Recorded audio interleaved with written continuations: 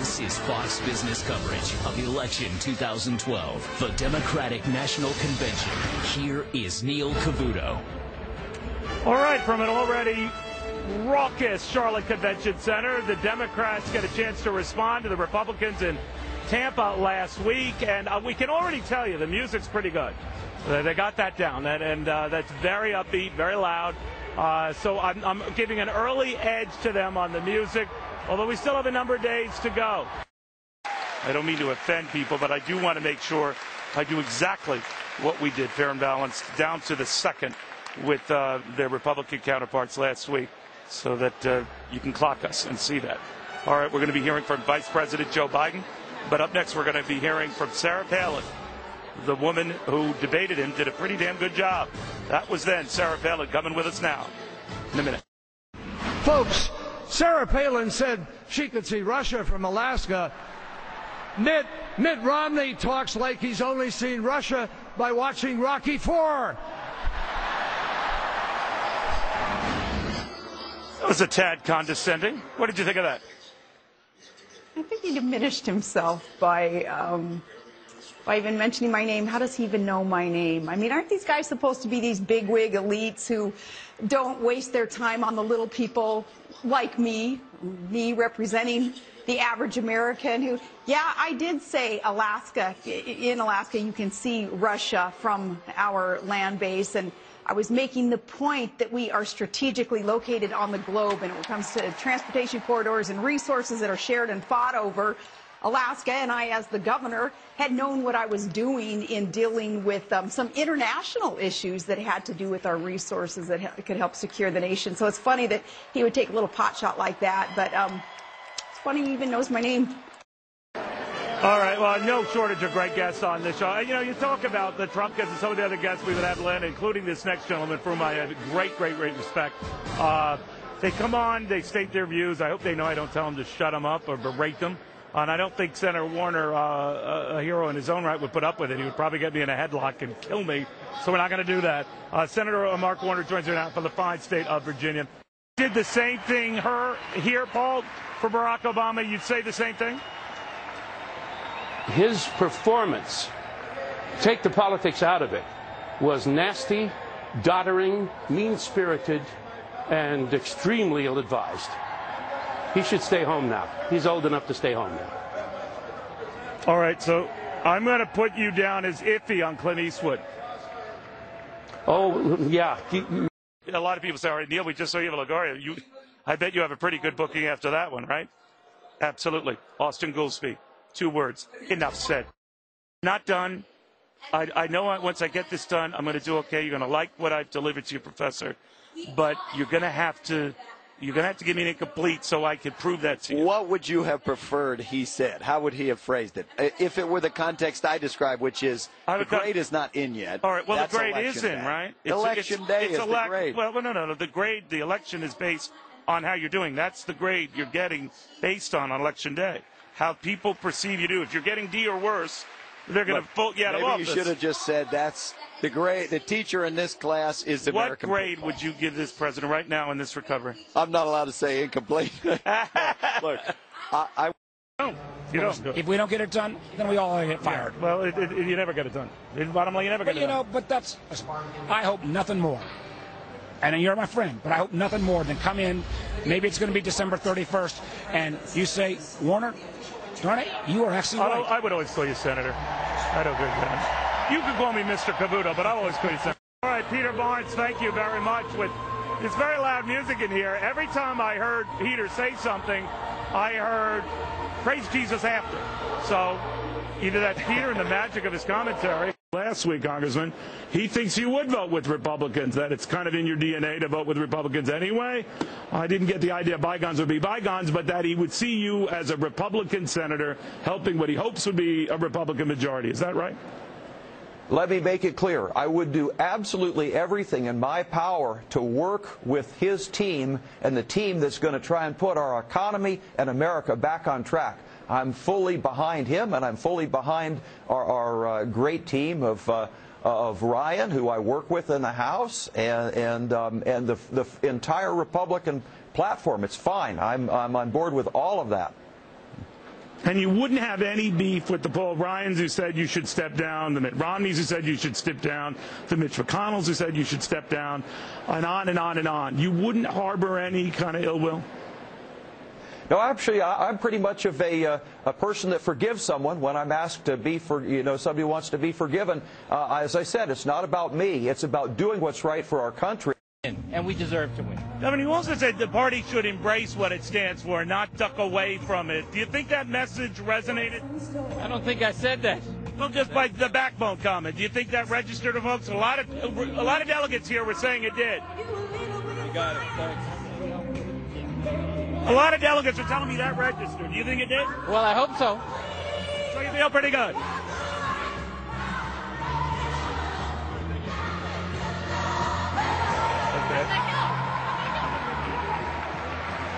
I think that went very well. How about you? This is the magic I have in this room. You might remember last week with Paul Ryan, the same deal. If these bigwigs don't come to me, I will come to them. By the way, that exchange with the governor lasted a full 45 seconds longer. 1 solid minute of in-your-face, mano-a-mano with the powerful Massachusetts governor. You can thank me later for all that breaking news. The wire services were going nuts on the exchange. But enough about me.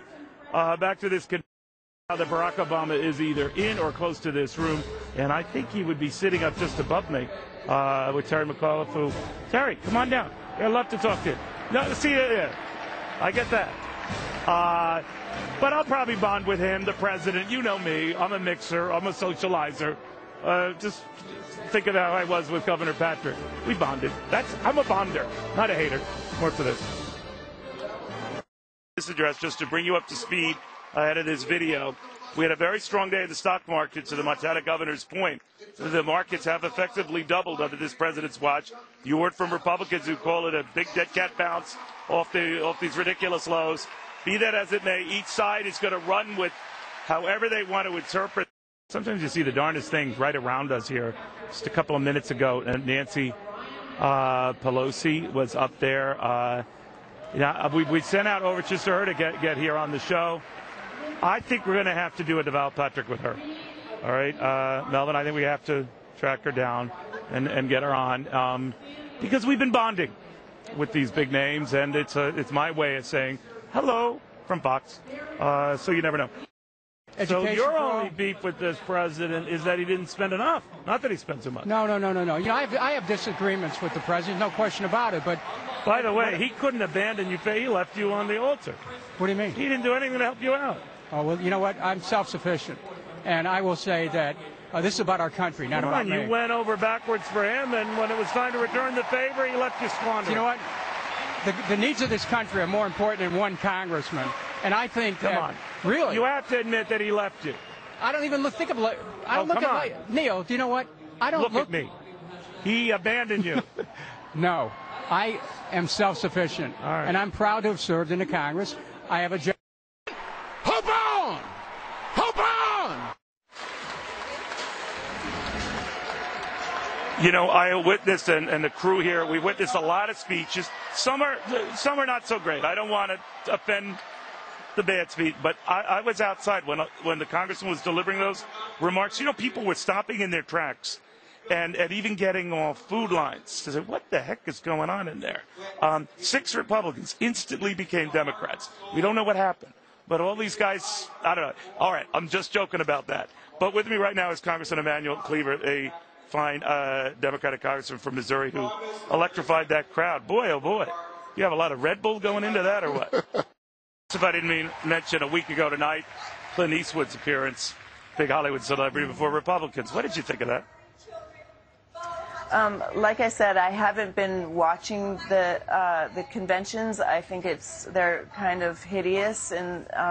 Well, that was a famous. Come on, that's a famous scene. I'm sure you heard about it, right? What did you think? I did hear about it, and I did hear it on the news. And General Motors is alive. You know, I think he's a very gifted speaker, but just when he kept repeating that, I kept thinking of the priest in The Exorcist. The power of Christ compels you. The power of Christ compels. But that was just me. That was to endorse that agenda and give him a good pat on the back and not a kick in the hiney.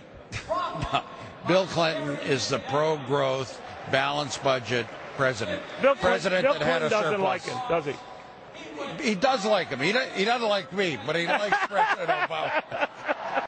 But there are a lot of public sector workers here who taxpayers in some key cities and frankly, have said enough. We need business and labor to find common ground. After all, we need both. Right. Now, I think that the radical polarization is not good for our country.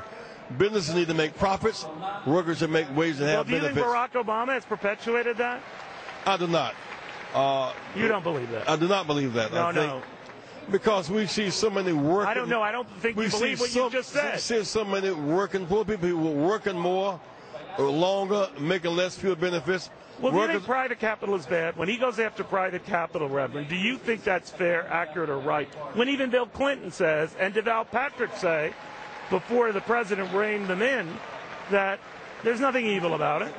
Well, I didn't say evil. Booker said that it was a stretch. But these very gifted speaker, but just when he kept repeating that, I kept thinking of the priest in The Exorcist. The power of Christ compels you. The power of Christ compels. But that was just me. But Joe Biden might be speaking to assure a future for his wife and some presidential ticket down the road. We can be cynical about it any way we want to be about it, but the fact of the matter is this party is rallying around its nominee. It begins with the wife. Everyone else seems to be just falling in line. We'll see you tomorrow with Big Bill. But they also Germany's very big on it. Germany's all over Asia. No. They create more jobs at home, and they don't lay their people off. Now I think you're just making stuff up. No, I'm telling you the truth. Look at me. You are. You're making stuff up. You know what, Neil? I'll tell you what. We'll do this. If I'm not telling the truth about Germany, I'll give you my salary for a year. If I am, you give me your salary for a year. Done. That gives me about... The political thing transcends whatever your biases are. We get a lot of emails from a lot of you folks saying, whether it's the Republican convention or the Democratic convention, all these speeches, they get old, they get tiresome. I don't know about you, but I think they are part of our Americana, and I think we should be on them. I think it's a damn shame when a lot of networks are relegating them to just an hour in prime time and forcing this to become the restricted media event it is. Of course, we're not doing that on Fox. We're certainly not doing it at Fox Business, and we don't intend to. We think both parties deserve the attention that they deserve, and the conventions themselves speak a lot about our own historical DNA. Here, I had promised you from the very beginning Fox Business would be very serious about this, but a lot of you at home just sort of see my ugly bug on the camera. Unfortunately, you don't see far more attractive people, male and female, well, not all of them, who are much better looking, who have made it possible for me to be here and give you this coverage. My crew here, which I think is the best in any environment, if we could just take a shot at some of them. My staff, they have had no sleep, but we do this for you because we love you and because I promised them drinks, which I did not. I just added that because someone put it in the prompter. But seriously, I want to thank them. I want to thank you. We're on.